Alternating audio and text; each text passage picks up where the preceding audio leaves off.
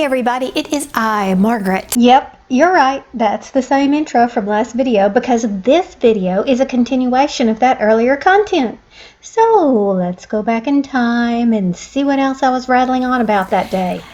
This is some cotton yarn that I had that I was hesitant to use because of the way cotton fades all over everything. But the colors are great for my living room, and so I made this little mat for the kitties to sleep on to get on my white couch. Well, it's not exactly white, but it's close to white. As you can see, there's cat hair flying off of it right now because it is actually a hit. And here we have a lovely participant who shows us exactly what this thing is for. Good job, Cozy. But I'm very hesitant to wash it because I know what cotton yarn does. And I'm like, oh no, it's going to completely change all the colors on here. They're going to bleed upon one another, they're going to fade out, etc., etc. So in mentioning this, my concern about this before, Sharon Thomas said to soak that cotton in Epsom salts and it'll set the colors. And she says cool water. I am willing to try anything because I really don't want it. I like the colors in it. I want it to stay just like this.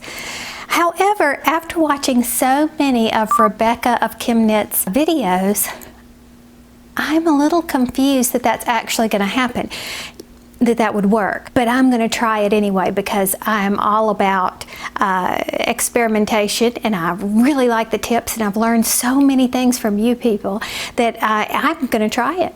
But in my mind, I'm thinking, wait a second, we use salt with plant fibers to dye. Okay, you want to use an acid with protein fibers when you're dyeing. So salt was probably used. I don't know how it's done commercially, but it would be if I were to use like RIT dye and I'm trying to do a cotton yarn, I would have to put salt in it. So if that didn't set the colors then, when you're doing it with heat, why would it do it now? Of course, that's table salt versus Epsom salt. So I don't know, but Sharon says it's going to work, and I am going to have my faith in that. I'm going to do it. I'm going to do it. So I'll keep you posted on that. And Judy told me to get the Shout color catchers. And that's just this little piece of paper thing that you throw into the washer. Can you see the cat hair flying everywhere in here? Ooh. And I'm willing to do that. So I think maybe in the combination of these two excellent tips, maybe I can save this thing so that the colors will remain as they are, or at least not bleed all over something else. So that would be good as well. Yeah, I've heard a lot about these Shout color catchers from people that don't even craft. They give them to their college kids who are going off to college and have to do laundry because, you know, they don't necessarily follow the sorting rules, and it helps keep things, helps save things, save the day. So anyway, thank you, you two people with your great ideas. I'm going to give it a go and keep you posted. And speaking of dyes, we had a lot of interest in people wanting to learn more about the artificial food coloring in our food supply. I think the big questions, or the specific questions were, you know, what does it do to you? Well, all dyes have different issues. Some may be cancer causing, some may affect the nervous system, things like that. So I'll link below a couple of reference sites that are not too heavy or in-depth. You, of course, can Google these things if you want to learn more about it. But just for quick reference, one of my favorite sites is the specialeducationdegree.net. That's basically how I learned about all this stuff, was because of educators and how this affects children. It was affecting my own son, as a matter of fact. A lot of hyperactivity can be caused by certain things, especially red number 40, blue number 5. I don't remember all of them, but this site is great because at a glance you can see with this little pictograph that tells you what issues they cause and what country has banned them, and you know, just a quick overview so you don't have to throw yourself into any in-depth research about it. But bottom line is, if you are concerned about it, just eat whole foods. I know that you've heard this a lot. It's always on the media. You know, you basically want to eat just food, no chemicals. So, you know, an apple, food that's in its closest to natural state. And I think no matter what your favorite diet plan is, you know, whether you're a vegan or all the way on the opposite end, paleo, you know, we all can agree that food without the chemicals is the best. So whole foods, that's what you want to do. And then you don't have to worry about what your country is banned and what your country is allowing into the food supply. Just choose best you can. Actually, this topic is complicated and convoluted, but if you're new to this stuff, just begin to rid your diet of processed foods and you're off to a great start. Now let us talk about some of these finished objects that I've got here. First of all, we have some cottons. I've been going through my cotton stash trying to use it up. If you'll remember, I'm doing Craft Your Stash 2020. All this year I'm trying to craft from my stash. As a matter of fact, I've been doing it for quite a while, more than just 2020. I really put the brakes on yarn buying for quite some time because my stash was ridiculously too big. So I've been digging through the cottons now, and I found this Bernat cotton, which I really liked working with. I bought this ages ago and I made some pot holders out of it. Still love those pot holders today. They're my favorite to make and my favorite to use as well. I'll link that tutorial in the description box below, and forgive me because that was one of my early tutorials and I wasn't a very good editor, nor did I have a good camera, but it's a great pattern. Alright, so I made this very basic hat, and remember, as we talked about before, I'm a charity knitter and crocheter, and so I make hats of any size or style or whatever because the charities that I've donated to in the past have asked for that. They want the biggest variety that I can get, that I can give them. And remember that you don't make things based only on what you like, and try to use different materials. Like this is cotton, try 100% wool. Remember, I've got that charity video too. Why am I talking about all my videos today? I don't mean to be a walking commercial for my videos, but this just keeps coming up. I have done a video on things you need to consider when crafting for charity, and there's a lot, but basically the quick version is pick a charity and then ask them what their specifics are, because some of them will say we only want natural fibers, and some of them will say we only want acrylic because it's easy care. So you need to check and find out what they want. Okay, so in using this up, I've also done some dishcloths, and I don't use these very often. I like disposable dishcloths. Yes, that is not good for the environment, I realize that, but I also am a germaphobe. And one of the germiest things in your kitchen can be something like this, or a sponge, because if it stays wet for any length of time, then the bacteria will multiply. Of course, that depends upon the bacteria, but you know, one bacterium multiplies every 20 minutes. And so if you have a million on here, which you probably do, that's not unheard of at all, imagine how many you have every 20 minutes. Yeah, you can wash this, you can throw it in the wash, but I don't want to scare you, but your washing machine is actually a very germy place as well. The dryer and the drying process often kills a lot of it, and that's really good. So without getting off on all of that kind of stuff, and let's just consider that a personal preference for you.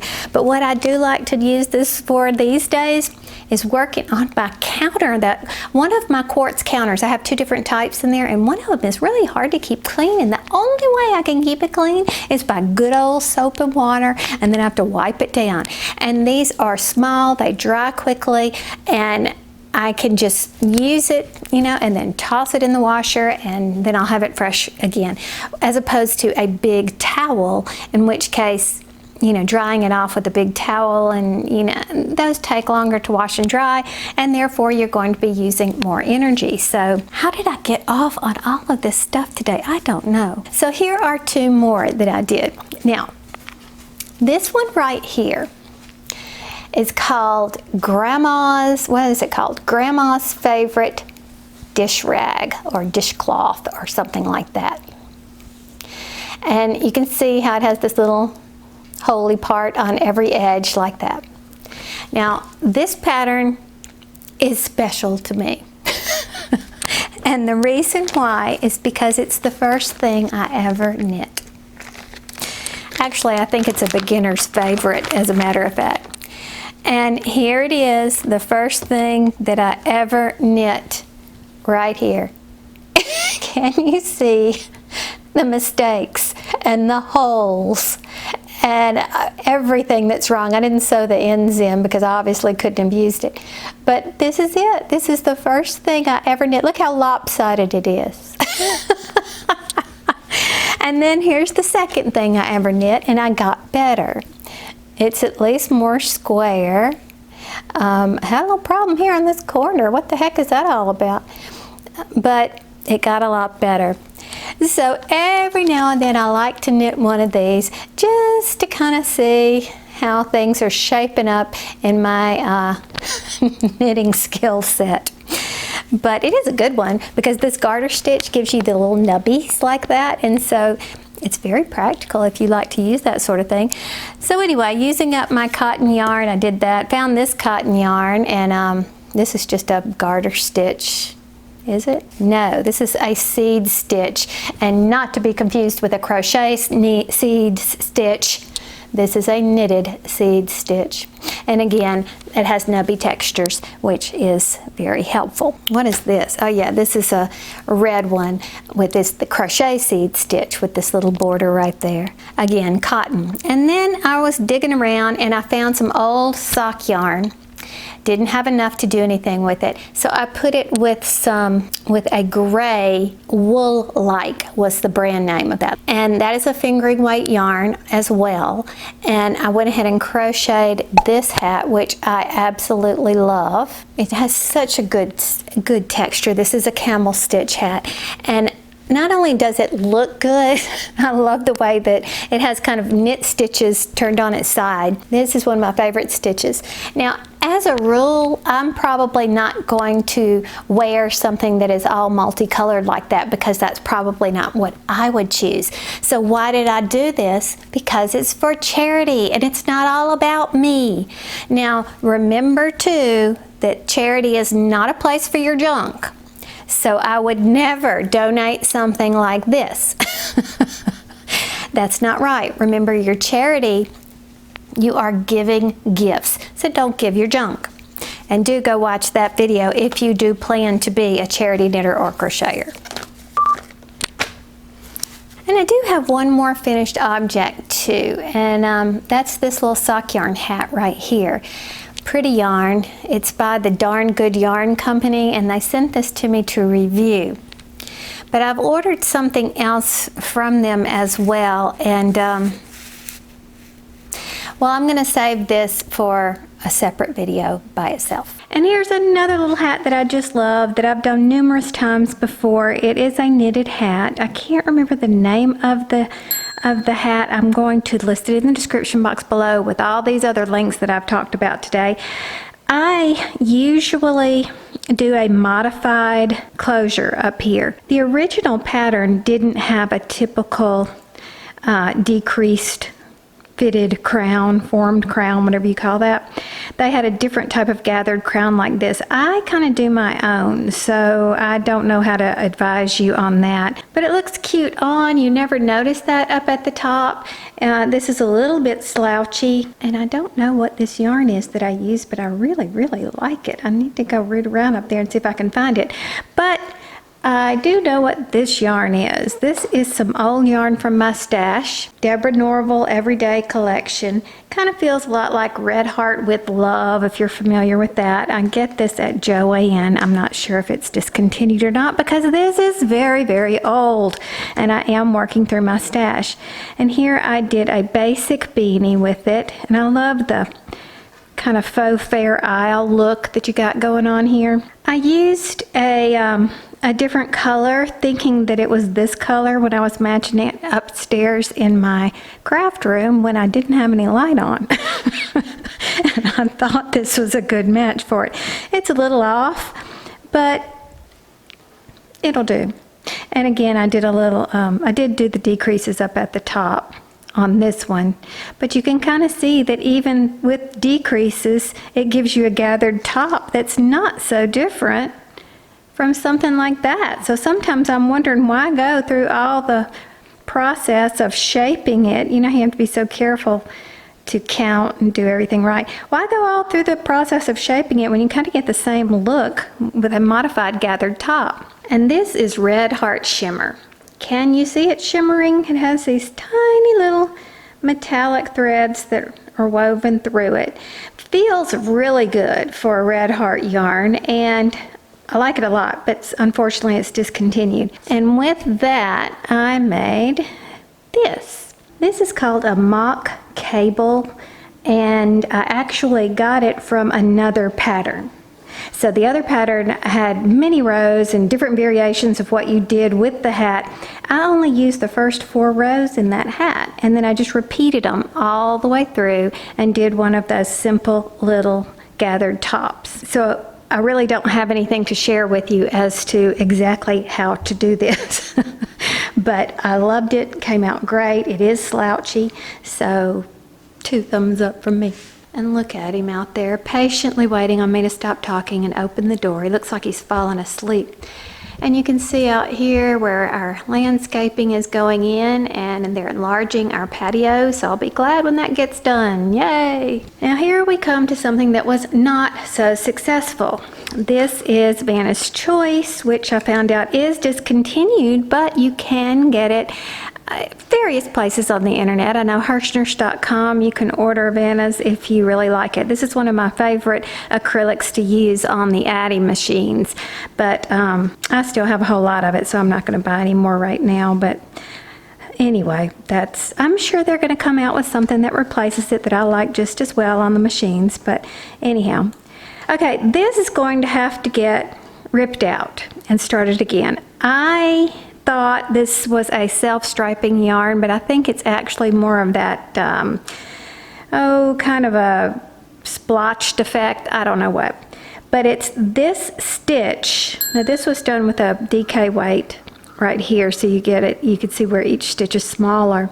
It's this stitch done in this color pattern yarn, and it doesn't look good. I don't like it at all. The patterning is completely lost because of the color patterning, the color pooling.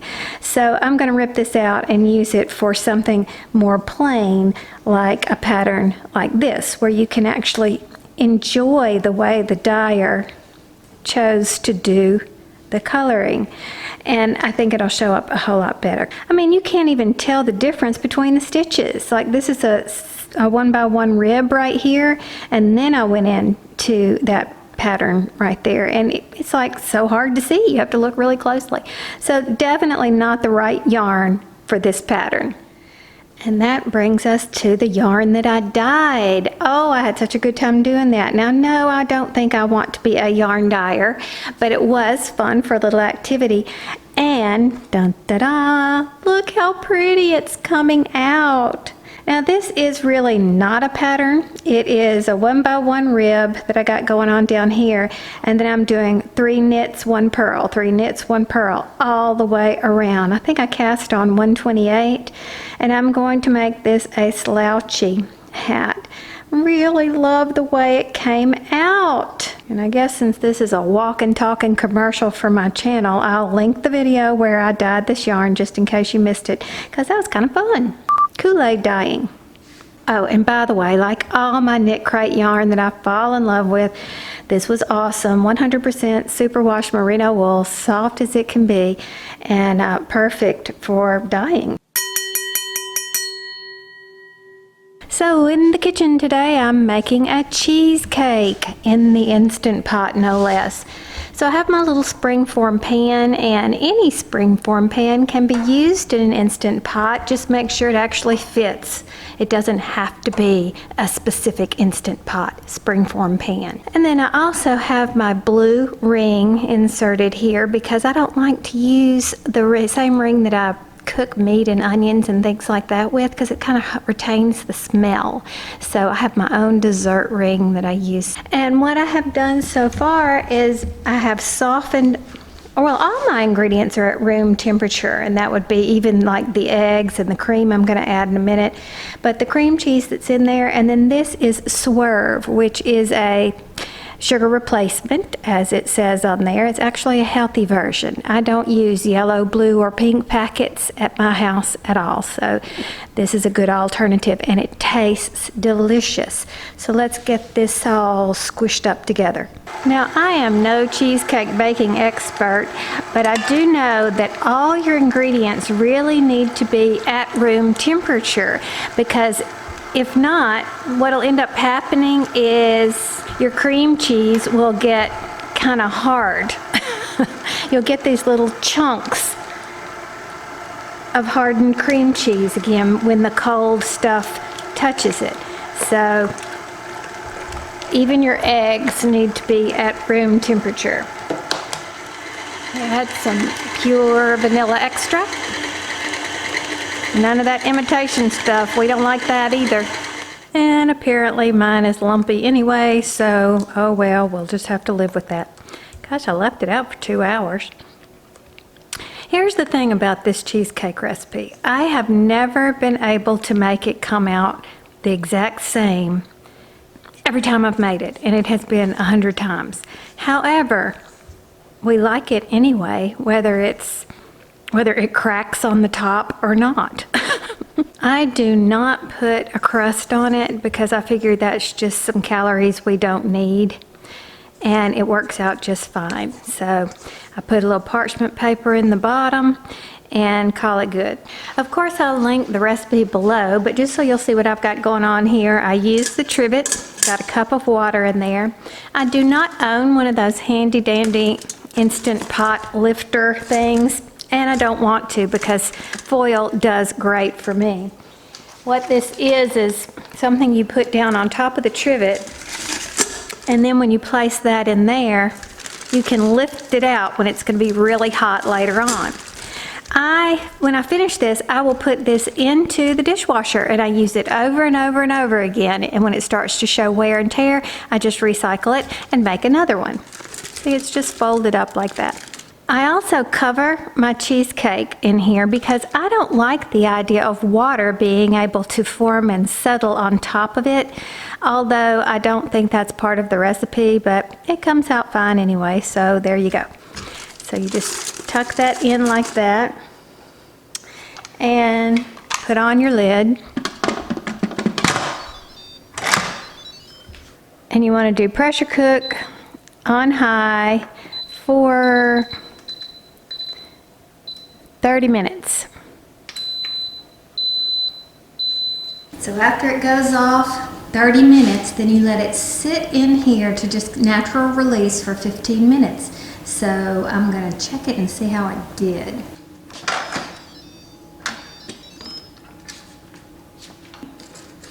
So you can see the water sitting on the top of the aluminum foil.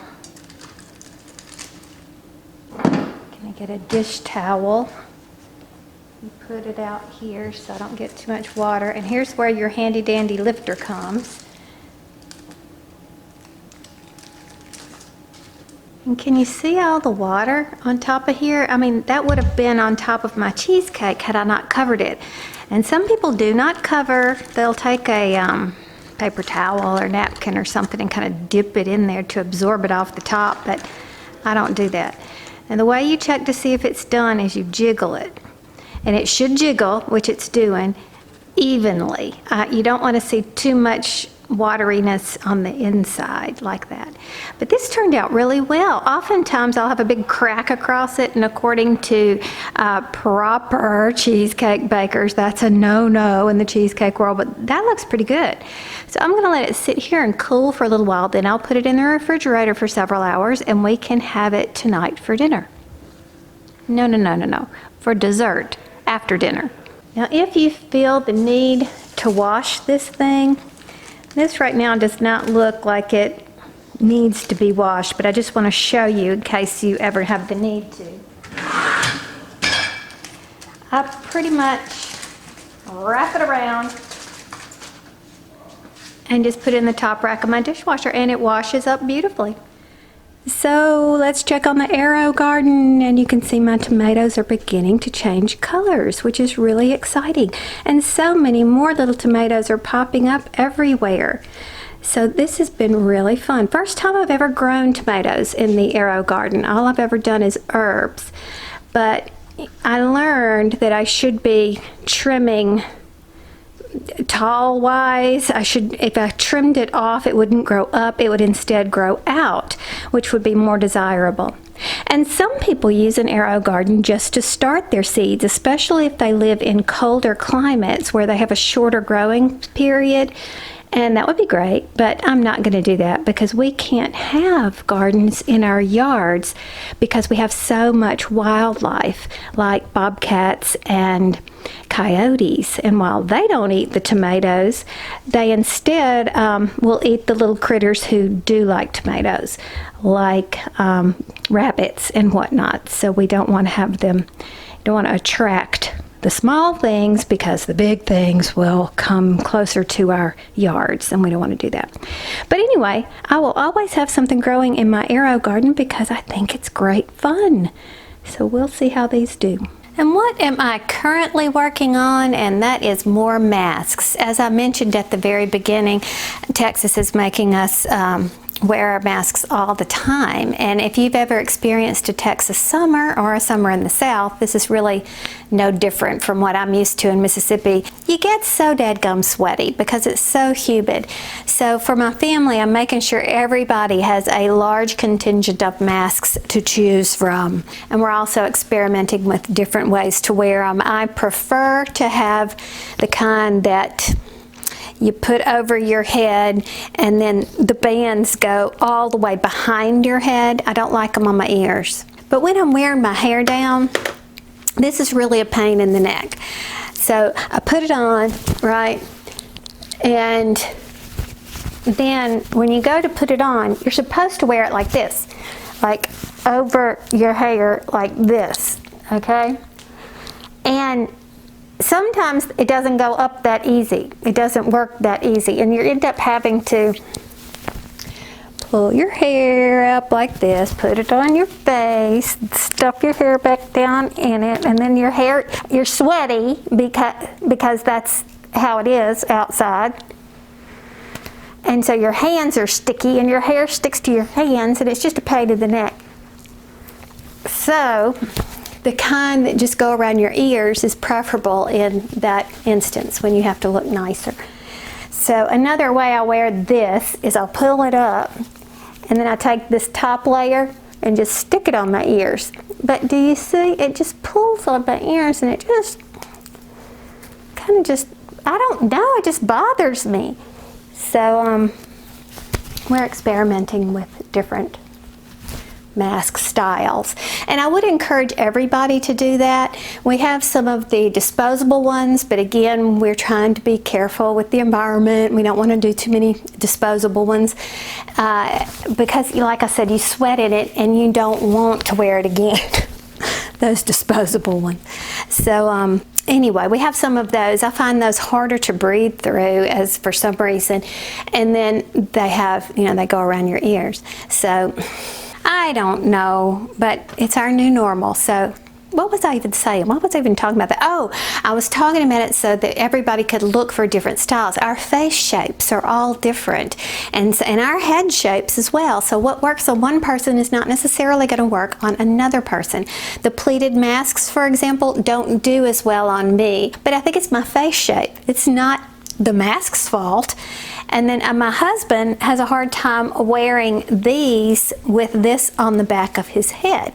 It completely slides off. It will not stay put no matter where he places that band. It just slides off. So he prefers the ear kind. So I'm redoing all of his to have just the little ear loops right here. So you'll notice this one, I don't remember what this is called, but it looks like a bra cup if you ask me. That's what it looks like. This seems to fit everybody in my family's face pretty well. We like this. And we can actually wear our glasses over it and it doesn't fog up our glasses in any way. So we're really pleased with this style. We just want to tweak the ears. So if you're having a hard time breathing with your masks, if you're having a hard time having them fit you properly, just look for a different style. There's plenty out there, plenty of YouTube videos. You can actually hand stitch these things because they're so simple to make. You don't have to have a sewing machine. So I guess what I'm saying is just if at first you don't succeed, try again. Keep looking for different styles that are actually going to fit your face. You have to wear it, you might as well be comfortable, or as comfortable as you can be.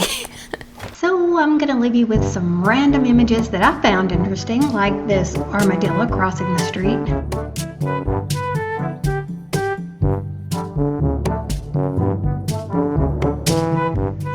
Some dewdrops in the sunlight. And this inventory robot in Walmart.